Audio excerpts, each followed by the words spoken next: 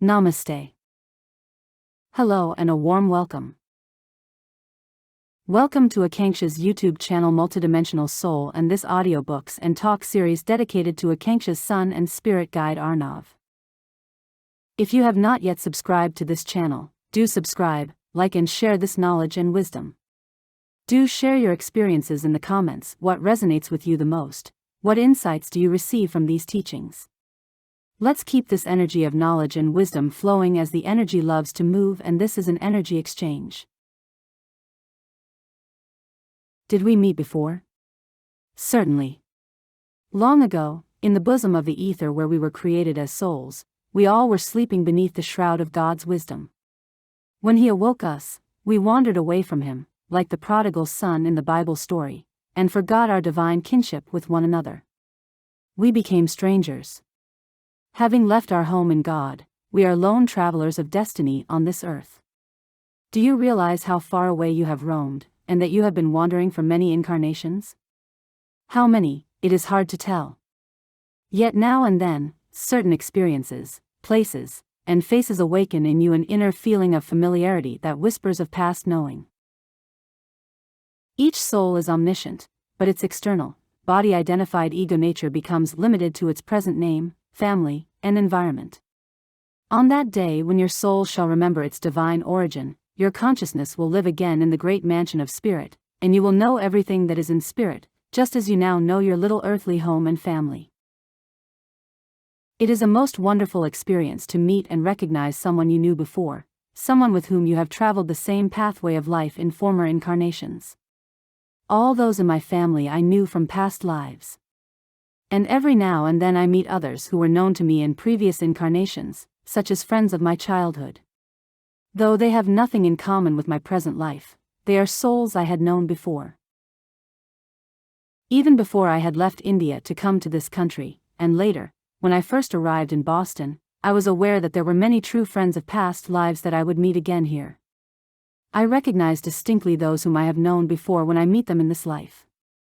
To some of them I have said, "At last I have found you again, because we have been together before. Why have you waited so long?" I look for those who were to come here to be with me in God's work. Every day I call for them, "Where are you who were walking with me before?" Suddenly I see a face in the crowd, and I say to myself, "There is one who has heard my call." Even now, as I look at your faces, I cannot but think that sometime, somewhere, in the dim distant past, you heard my voice. And the call of that voice has brought you here. Why else, out of millions, were you prompted to come, if not that God has picked you? Some souls, those who are slightly awakened from the slumber of ignorance that veils memories of past lives, will stop and think, "Yes, I know what he is saying. Somewhere I have heard his voice before. It is not unfamiliar to me." I never saw my usually reserved guru, Swami Sri Yukteswari, as excited as when we first met. He knew that I instantly knew who he was, and he knew more than I knew. As Krishna said to his beloved disciple, "O Arjuna, many births have been experienced by me and by thee. I am acquainted with them all, whereas thou rememberest them not." I can never forget the joy of recognizing Master at that first meeting. Never in my life have I met anyone as great as he. He lived the Spirit of God. Sri Yukteswari was very humble and also very stern. If you associated with him as a friend, you would never have cause to be timid around him. But if you came to him as a disciple, woe unto you if you couldn't take incisive discipline. He never dealt with your words, he worked with your thoughts. Many couldn't take his strictness. But I rejoiced when I saw that he was clearing all wrong thoughts from my mind and filling me with divine wisdom. Such a wonderful fount of wisdom he was, for when you love God truly, you know all that he knows. Master was a true lover of God. Many lives needed to build the mansion of friendship. So, in one sense you are a stranger traveling alone through this world. Not one whom you think yours is yours. Isn't that true? No one is owned by another. Our karmic destinies have each their individual course, and no one can own or control anyone else. But in a different sense, you are not alone in this world. There are some close relationships that endure, and from which we draw support and joy. Who are these souls who are close to you?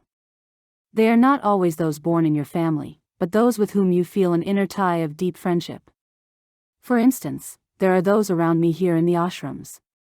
I have nurtured them with my ideals. They reflect my thoughts and my perceptions. They are considerate of me, and I of them. I have planted my life in them, and the divine friendship we share is an eternal bond in God. The foundation of friendship is not secured in one life. Many lives are needed to build the mansion of friendship. It is built with souls you have known before, life after life. That is why, from among the throngs, Jesus called his disciples to him one by one, those whom he had known before. They met again in the bosom of eternal friendship. Recognizing those you knew before. How can you recognize those you knew before? In a crowd of strangers, sometimes there is one whom you feel at first meeting you have known long ago. Others you never feel close to, no matter how much you associate with them.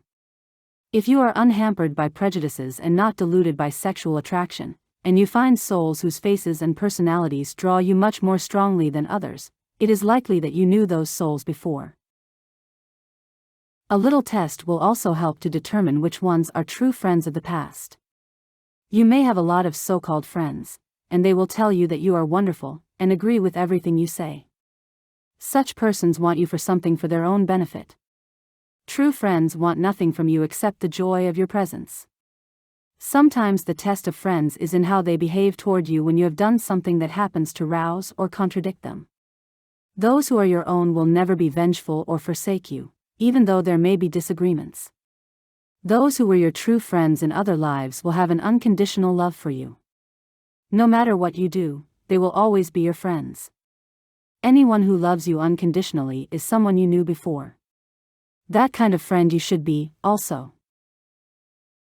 In analyzing who are your friends of past lives, you can also tell by the attunement you share with one another. As you gradually concentrate your consciousness on developing true friendship with another, you find that you begin to know how that person will feel or respond, even before he reacts. If you can do this after only a short acquaintance, certainly you knew that person before. These are some of the signs by which we know who our past friends are. Be a friend to all, but don't expect all to be your friends, unless they have passed these tests. To those who fail, give your love and consideration, but remember that they are not ready for your friendship. You should not allow your heart or feelings to be hurt by them. The mansion of friendship must have a solid foundation. If you think differently from your friends, and lose their friendship because of it, then you know they were not really your friends. You should not try to build the mansion of friendship on the sand of those relationships. Most people are self-centered. They want to please others for what they can get from them. Such persons are, yes, people, led by the expediency of the moment. Never give up your freedom of will or compromise your conscience and ideals for self-gain. Hold fast to right principles. Sincerity plus thoughtfulness. Be true, be sincere, and friendship will steadily grow. I remember a discussion with Master about sincerity. I had said, sincerity is everything. No, he responded, sincerity plus thoughtfulness is everything. He went on, suppose you are sitting in the parlor in your home, and there is a beautiful new carpet on the floor. It is raining outside. A friend you haven't seen in many years flings open the door and rushes into the room to greet you. That is all right, I said. But Master had yet to make his point. You were sincerely happy to see each other, he said, but wouldn't you have liked it better if he had been thoughtful enough to take off his muddy boots before he came in and ruined the carpet? I had to agree he was right. No matter how well you think of someone, or how close you are to that person, it is important to sweeten that relationship with good manners and thoughtfulness. Then friendship becomes truly wonderful and enduring. Familiarity that leads you to be inconsiderate is very harmful to friendship. Sincerity is one of the things I prize most. Do not mix with people who flatter you, for someday such friendships will be torn asunder, you will find that you have wasted your time on them. Always beware of flattery. It is good to encourage others with wholehearted praise and appreciation, but the insincerity of flattery is a poison that destroys the soul of both the giver and the receiver. If anyone prefers flattery to love, he doesn't deserve friendship. Those who give love do not give flattery. And those who give flattery do not give love. If you mix with people with real sincerity, thoughtfulness, and love, then you will attract those whom you knew before. Otherwise, you will never find your real friends. You have to be rid of all hypocrisy and insincerity.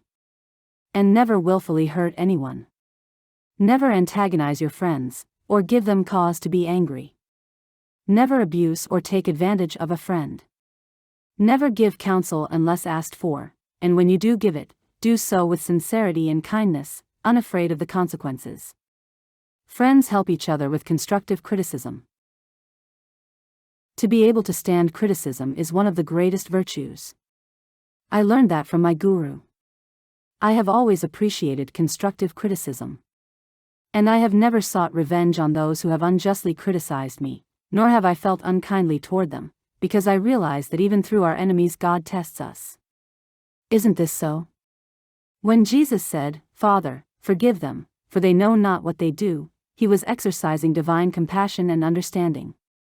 Through such a life and example we know how kind and loving is the Heavenly Father. Great ones reflect the nature of God. Earn the friendship of God. The great man doesn't think he is great. Those who say they are great are not.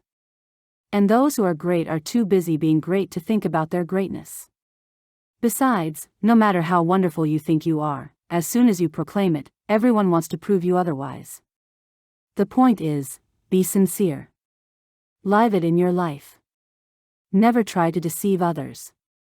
A fake rose can never be a real rose. And a real rose will shed its fragrance no matter how much it is crushed. So never pretend to be what you are not.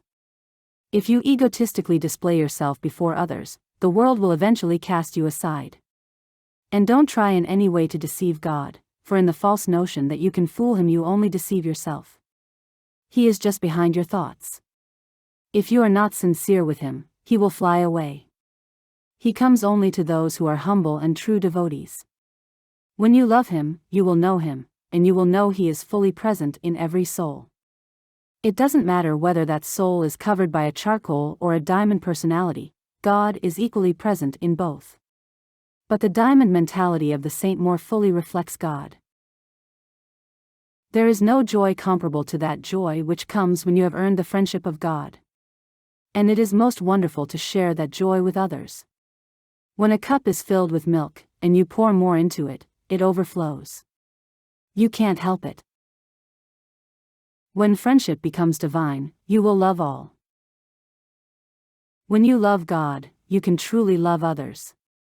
Your perception of souls is pure, like a crystal clear mirror.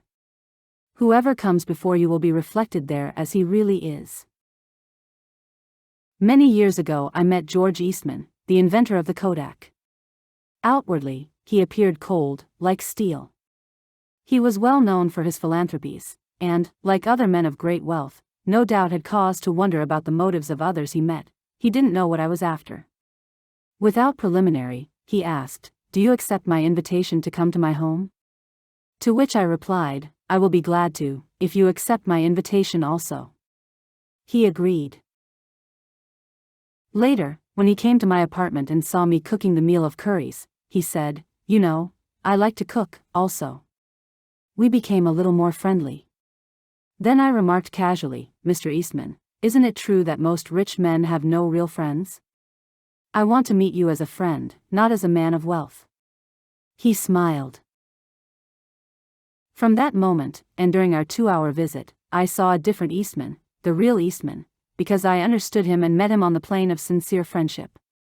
The next day he sent me a camera, which I have to this day. When you unconditionally love your friends, you will see that divine friendship in them.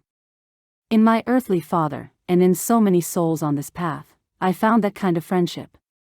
When we develop friendship with true souls, one day the friend of all will come and reside in that mansion of friendship. And as you develop true divine friendship, one day you will love all as Christ was the friend of all. Please pray with me, O Lord, in the noble character of true friends is thy wisdom. In their laughter is thy great smile. In the twinkle in their eyes thou art looking at me. In their voices thou art speaking to me. And in their love thou art loving me. Peace. Amen. End of talk. This audio talk, Did We Meet Before? By Paramahansa Yogananda is featured in the book Journey to Self-Realization. This book is part of a series of anthologies of Paramahansa Yogananda's collected talks and essays. The talk was given in Self-Realization Fellowship Temple, Hollywood, California, on January 10, 1943. Thank you for tuning in and soaking in all the knowledge and sharing it with others. Namaste. This is a series of audiobooks and insightful lectures brought to you by Akanksshaa, dedicated to exploring timeless wisdom and spiritual teachings. Each recording is generated with love, honoring my journey and my connection with higher guidance, especially in tribute to my son Arnav, who now guides me from beyond. May these words awaken the divine love within you, bring you peace and inspiration on your own path, and may divine light within shine bright. May whatever merit arises from these readings be for the benefit of all sentient beings. Namaste.